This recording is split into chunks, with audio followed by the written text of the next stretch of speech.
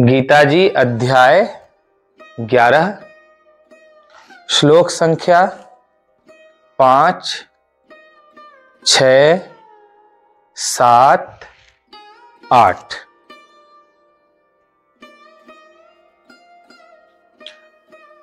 श्री भगवानुवाच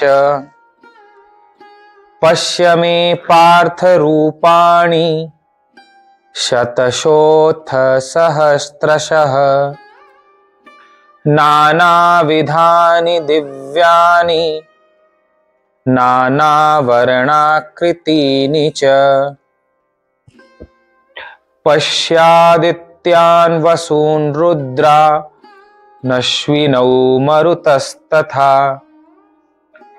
बहून्यदृष्टपूर्वाणि पश्याश्चर्याणि भारत इहैकस्थं जगत्कृत्स्नं पश्याद्य सचराचरम् मम देहे गुडाकेश यच्चान्यद्द्रष्टुमिच्छसि न तु मां शक्यसे द्रष्टु मनेनैव स्वचक्षुषा दिव्यं ददामि ते चक्षुः पश्य मे योगमैश्वरम्। श्री भगवान बोले, हे पार्थ, अब तू मेरे सैकड़ों हजारों नाना प्रकार के और नाना वर्ण तथा नाना आकृति वाले अलौकिक रूपों को देख। हे भरतवंशी अर्जुन, तू मुझ में आदित्यों को अर्थात अदिति के 12 पुत्रों को, 8 वसुओं को, 11 रुद्रों को, दोनों अश्विनी कुमारों को और 49 मरुदगणों को देख तथा और भी बहुत से पहले न देखे हुए आश्चर्यमय रूपों को देख। हे अर्जुन, अब इस मेरे शरीर में एक जगह स्थित चराचर सहित संपूर्ण जगत को देख तथा और जो भी कुछ देखना चाहते हो सो देख, परंतु मुझको तो इन अपने प्राकृत नेत्रों द्वारा देखने में निसंदेह समर्थ नहीं है। इसी से मैं तुझे दिव्य नेत्र अलौकिक चक्षु देता हूं। उस दिव्य दृष्टि के द्वारा तू मेरी ईश्वरीय योग शक्ति को देख।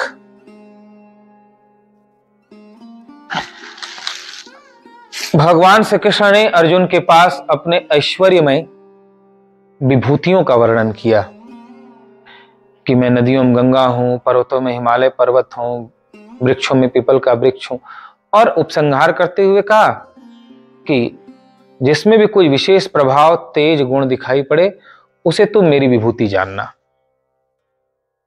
अर्जुन के मन में ऐसी लालसा जागी कि क्यों न भगवान के सर्वव्यापक रूप को मैं एक साथ देख सकूं।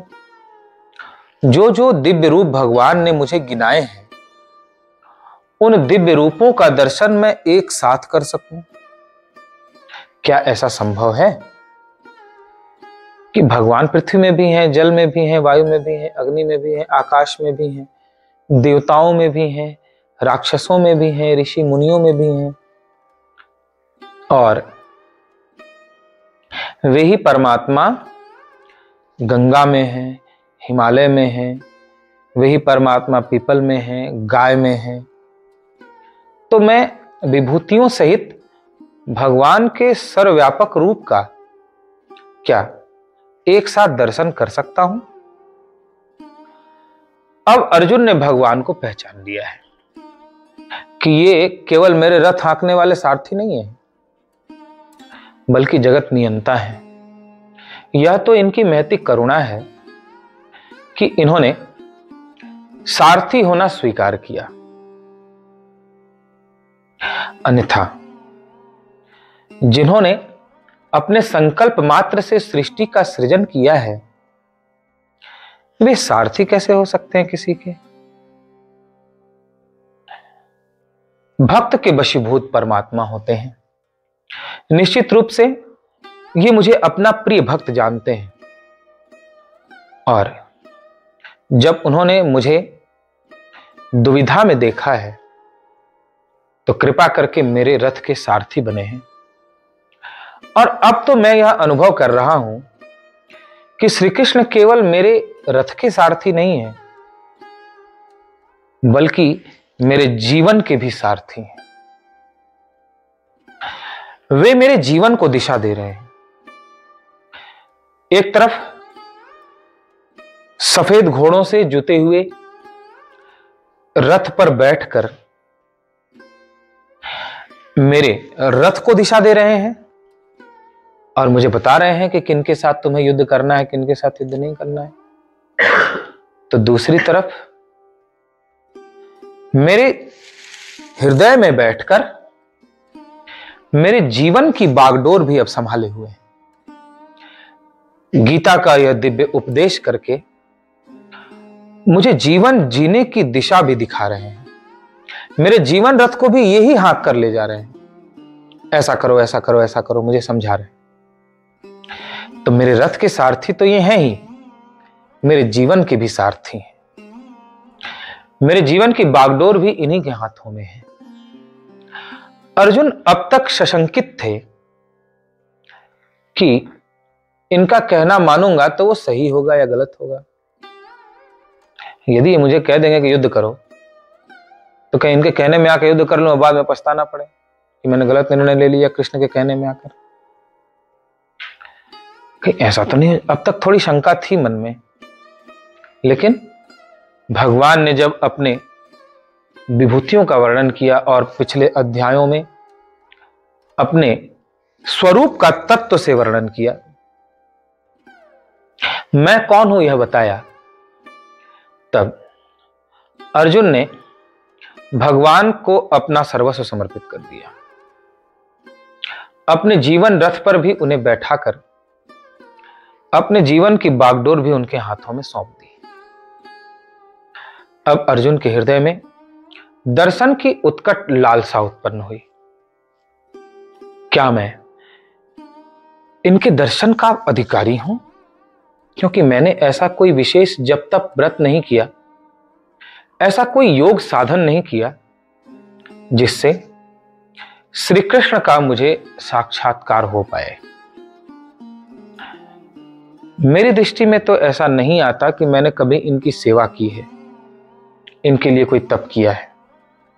लेकिन अभी मैंने यह अनुभव किया कि श्री कृष्ण अकारण मुझ पर कृपा कर रहे हैं, अकारण ही मुझे उपदेश दे रहे हैं। मैं नहीं सुनना चाहता यह ज्ञान, लेकिन तो भी मुझे बार बार समझा रहे हैं। मेरी सुनने की इच्छा न होने पर भी मुझे उपदेश देना प्रारंभ कर दिया। तुझे ऐसा करना चाहिए, तुझे ऐसा करना चाहिए, ये धर्म है, ये अधर्म है, यह सत्य है, यह असत्य है, यह कर्तव्य है, यह अकर्तव्य है। ये मेरे बिना चाहे मुझे बताने लगे। एक तरह से मैं नहीं समझ पा रहा हूं, दूसरे तरह से समझा रहे हैं, फिर नहीं समझ में आ रहा, तीसरी तरह से समझा रहे हैं। चाहे कैसे भी तो माने मेरी बात। मैं भाग रहा हूं और ये मेरा पीछा कर रहे हैं।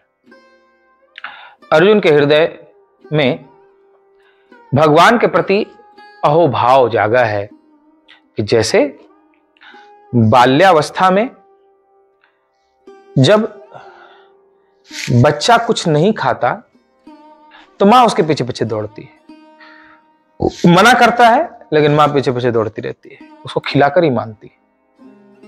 ऐसे ही भगवान आज मां की तरह हो गए। अर्जुन भाग रहे हैं और भगवान उन्हें मना रहे हैं। तो अर्जुन को भगवान में मां का हृदय दिखाई पड़ता है। आज जगत माता और जगत पिता की गोद में अर्जुन अपने को पाते हैं और जब प्रार्थना की है कि हे कृष्ण, मैंने ऐसा कोई विशेष जब तक योग नहीं किया, आपकी बहुत सेवा नहीं की, कुछ भी नहीं किया आपके लिए मैंने, लेकिन तो भी जैसे करुणा करके बिना कारण के आपने मुझे उपदेश किया, यह दिव्य ज्ञान दिया, क्या वैसे ही आप मुझे अपने सर्वव्यापक विश्व रूप का दर्शन कराएंगे?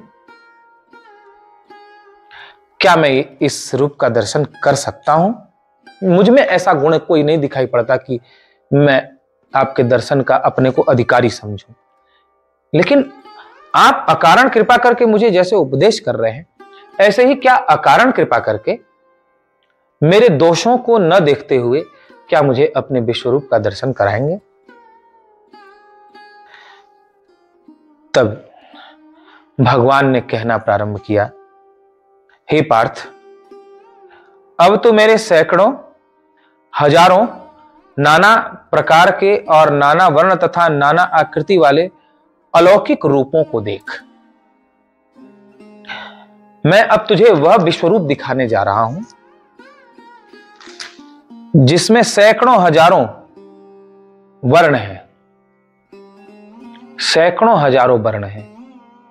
वर्ण का अर्थ रंग से भी ले सकते हैं, यानी अनेक तरह के, सैकड़ों हजारों, बहुत गहरा तो बहुत हल्का, ऐसे रंग। और वर्ण का अर्थ प्रकार से भी होता है।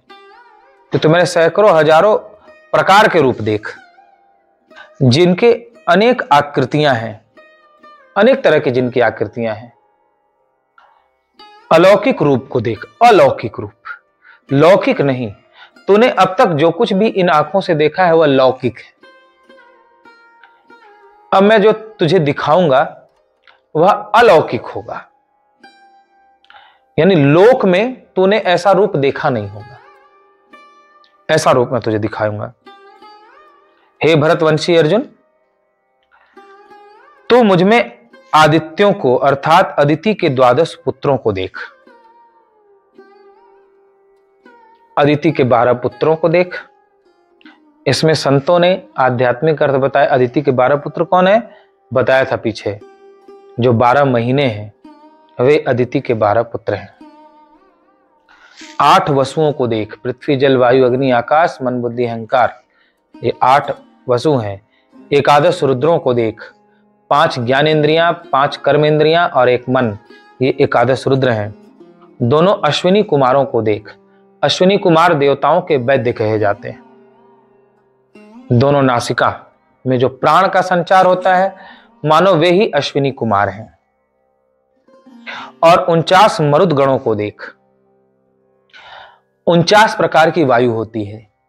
रामायण में लिखा है, जब हनुमान जी चले तो चले मरुत 49 प्रकार की वायु चलने लगी। जैसे हमारे शरीर में डकार आती है, पलक झपकने लगती है, पलकें फड़कने लगती हैं, भुजाएं फड़कने लगती हैं, और नाभि के ऊपर का प्राण, नाभि के नीचे का प्राण, इस प्रकार विभाग किया जाए तो कुल 49 प्रकार के प्राण बताए गए। यानी 49 प्रकार होते हैं वायु के, और उन सबके अपने अलग अलग कार्य होते हैं।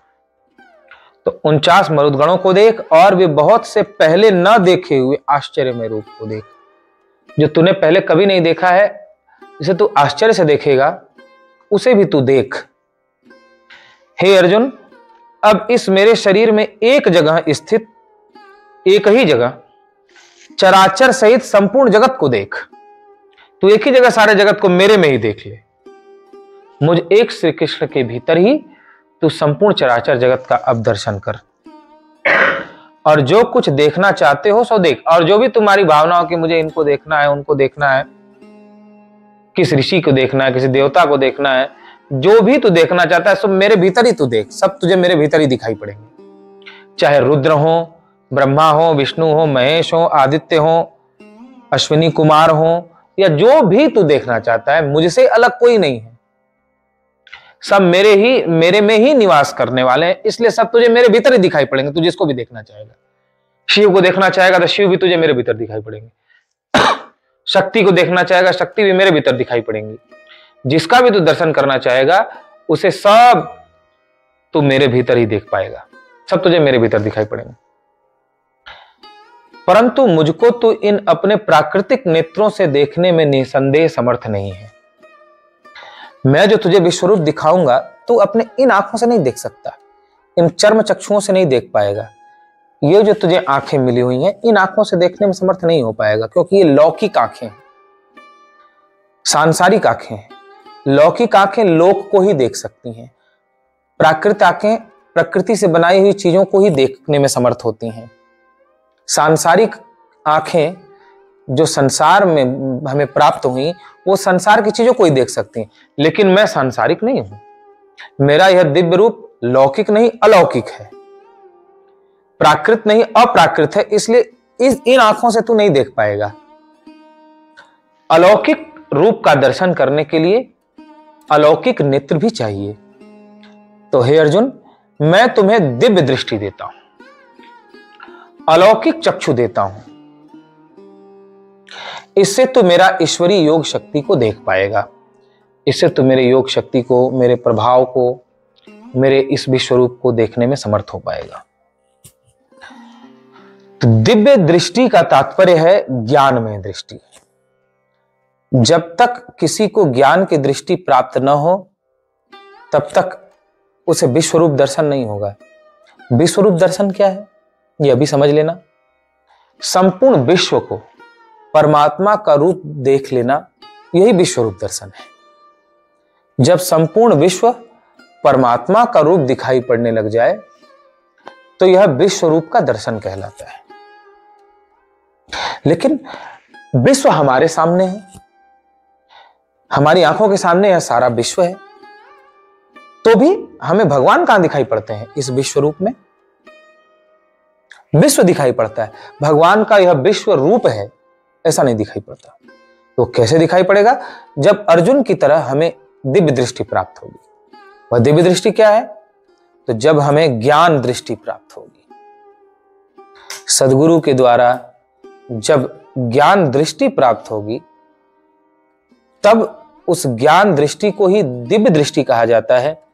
उस ज्ञान दृष्टि के द्वारा आप इस संपूर्ण विश्व को परमात्मा का रूप देख पाओगे। है सब परमात्मा का ही रूप, यह विश्व है ही नहीं, यह विश्व रूप है, यानी परमात्मा का रूप है।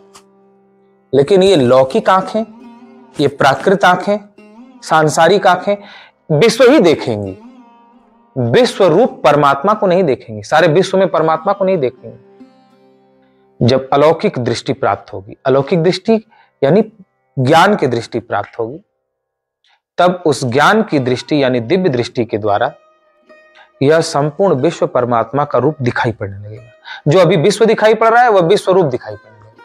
जो संसार दिखाई पड़ रहा है वह संसार वही रहेगा, वही पृथ्वी रहेगी, वही जल रहेगा, वही अग्नि वायु आकाश, वही देवता, वही सूर्य चंद्रमा, सब वही रहेंगे। लेकिन अभी जैसे नहीं दिखाई पड़ेंगे। ये सब फिर ज्ञान दृष्टि प्राप्त होते ही यह भगवान का रूप दिखाई पड़ने लगेंगे, विश्व रूप दिखाई पड़ने लगेंगे, विश्वरूप परमात्मा का ही दर्शन होने लगेगा। तो ज्ञान दृष्टि ही दिव्य दृष्टि है, जिस दिव्य दृष्टि के द्वारा विश्व परमात्मा का रूप दिखाई पड़ता है। जैसे सदगुरु के पद पर भगवान श्री कृष्ण हैं, जिन्होंने अर्जुन को दिव्य दृष्टि दी, ऐसे ही जब कोई सदगुरु आपको ज्ञान की दृष्टि देते हैं तब आप इस विश्व रूप का दर्शन करने में समर्थ हो पाते हो। इसे संसार नहीं बल्कि परमात्मा का रूप देख पाते हो, भगवान के ऐश्वर्यमय शक्तियों को देख पाते हो। एक ही जगह संपूर्ण विश्व में व्याप्त परमात्मा को देख पाते, कैसे परमात्मा में ही सब कुछ है, यह दर्शन कर पाते हो, यह जान पाते हो। तो भगवान अर्जुन पर अनुग्रह करके दिव्य दृष्टि देने जा रहे हैं और उन्हें अपने विश्वरूप का दर्शन कराने जा रहे हैं, क्योंकि भगवान दयामय है, भगवान कृपामय है। दयालु कृपालु भगवान की दया और करुणा तो नित्य बरस रही है। ऐसा नहीं है कि भगवान कृपा बरसाते हैं जब आप जाते हो तब बरसाते हैं, ऐसा नहीं है। ऐसा नहीं कि आप आरती पूजा करते हो तभी वो आशीर्वाद ऐसे हाथ उठा के कृपा बरसाते हैं। ऐसा नहीं है कि आप उनको प्रणाम करते हो तभी ऐसे बरसाते हैं कृपा। ऐसा नहीं कि आप मंदिर जाते हो तभी कृपा बरसाते हैं, या पूजा पाठ करते हो तभी कृपा बरसाते हैं। उनकी कृपा 24 घंटे नित्य निरंतर बरस ही रही है, लेकिन हम उसे ले नहीं पा रहे हैं, हम उसे धारण नहीं कर। जैसे वर्षा हो रही हो और फूटा हुआ पात्र रख दो तो कैसे उसमें जल एकत्रित हो पाएगा? अब वर्षा का दोष है कि पात्र का दोष है? पात्र का दोष है क्योंकि वो फूटा हुआ है। उसी प्रकार से हमारे भीतर का पात्र टूटा हुआ है। काम क्रोध लोभ मोह राग द्वेष की छेद है इसमें, इसलिए कृपा तो भगवान की बिना कुछ किए निरंतर बरस रही है, लेकिन हम उसे इकट्ठा नहीं कर पा रहे, हम उसे जान नहीं पा रहे, हम उसे स्वीकार नहीं कर पा रहे। इसलिए तो गीता घाट बाबा ये गाया करते थे हमेशा, कोई समझे भक्त सुजान राम नित कृपा करते हैं, कोई समझे भक्त सुजान राम नित कृपा करते हैं। कभी कोमल हाथ प्रभु का, कभी बोझिल हाथ विभु का, सब भांति करें कल्याण, पग पग पर रक्षा करते हैं। कोई समझे भक्त सुजान राम नित कृपा करते हैं। कभी धन सत्ता बरसाते, कभी दीनता दे तड़पाते, कभी देते सुख सम्मान, कभी दुख दुविधा देते हैं। कोई समझे भक्त सुजान राम नित कृपा करते हैं। कभी ज्ञान प्रभु जी देते, कभी बुद्धि ही हर लेते, कभी रख कर मूढ़ अज्ञान स्वयं पद सीधा करते हैं। कोई समझे भक्त सुजान राम नित कृपा करते हैं। है रूप अनेक कृपा के, कभी जय कभी हार करा के, प्रभु का निर्दोष विधान देख सब क्या क्या करते हैं। कोई समझे भक्त सुजान राम नित कृपा करते हैं। कभी कभी कभी पुत्र पुत्री देते, कभी दोनों को हर लेते, कभी रख कर निह संतान सदा नित कृपा करते हैं। कोई समझे भक्त सुजान राम नित कृपा करते हैं। कोई समझे भक्त सुजान राम नित कृपा करते हैं। बोलिए गीता माता की जय।